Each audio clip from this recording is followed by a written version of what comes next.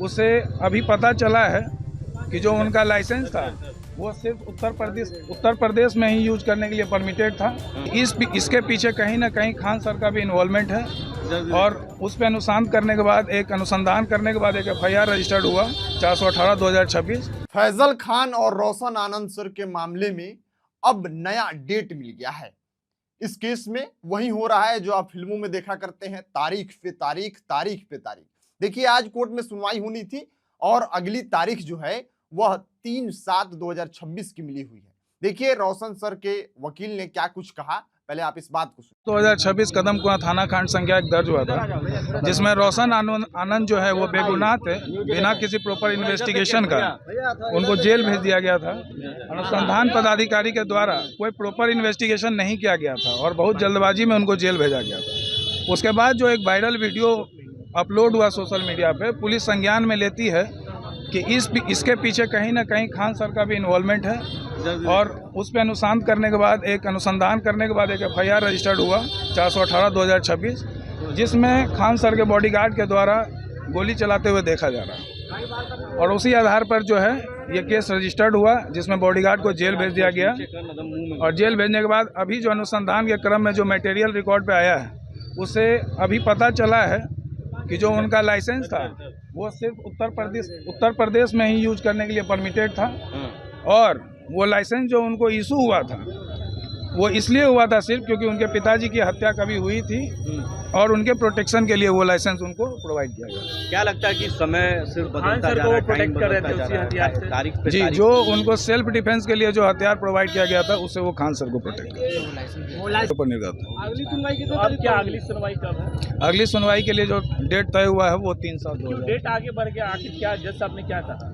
जो supplementary petition Khan sir के अधिवक्ता के द्वारा पेश किया गया, उसमें उनके द्वारा कहा गया कि वो एक ट्रैवलिंग लाइसेंस होल्ड करते हैं, उसका रिपोर्ट संबंधित IO से मंगवाया गया है। इसलिए 3/7 का डेट फिक्स है। 3/6 का सर तीनों ही बेल पिटीशन साथ में ही चल रहा है, तीनों का सुनवाई एक साथ ही होता है। प्रोटेक्शन पर रोक अभी भी है? हाँ, interim protection till next date अभी भी है। क्या नाम हुआ? सत्यम झा। ठीक, तो सुना आपने, उन्होंने साफ कहा कि अब जो अगली तारीख है सुनवाई की वह 3/7/2026 है। लेकिन सबसे अहम बात इस केस में नया चीज यह है कि जो खान सर के बॉडीगार्ड हैं वह जो राइफल इस्तेमाल करते थे, जो बंदूक इस्तेमाल करते थे, वह उनके सेल्फ डिफेंस के लिए था, ना कि किसी के बॉडीगार्ड के लिए। अब रोशन सर के वकील इस बात के लिए कोर्ट में अड़े हुए हैं कि जिस व्यक्ति के पास गन का लाइसेंस सेल्फ डिफेंस के लिए है वह किसी व्यक्ति को प्रोटेक्ट कैसे कर सकता है, बॉडीगार्ड का काम कैसे कर सकता है। हालांकि खान सर के वकील के द्वारा कहा गया है कि एक वो ट्रैवलिंग लाइसेंस भी होल्ड करते हैं।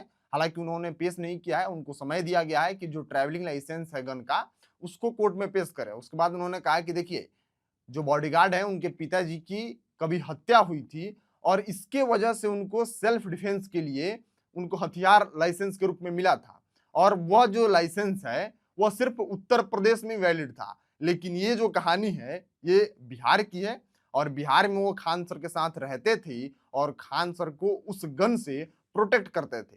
आपने देखा कि पहले ही कुछ दिन पहले खान सर और रोशन सर का विवाद सामने आया है, उसके बाद ये मामला कोर्ट में गया है।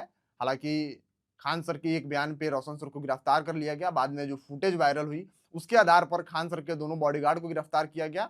बाद में जांच में सामने आया है कि खान सर के जो बॉडीगार्ड हैं वो लाइसेंस होल्ड करते हैं, लेकिन ऐसा लाइसेंस नहीं है कि बॉडीगार्ड का काम करें और किसी और को प्रोटेक्ट करें। उनके सेल्फ डिफेंस के लिए वो हथियार दिया गया था।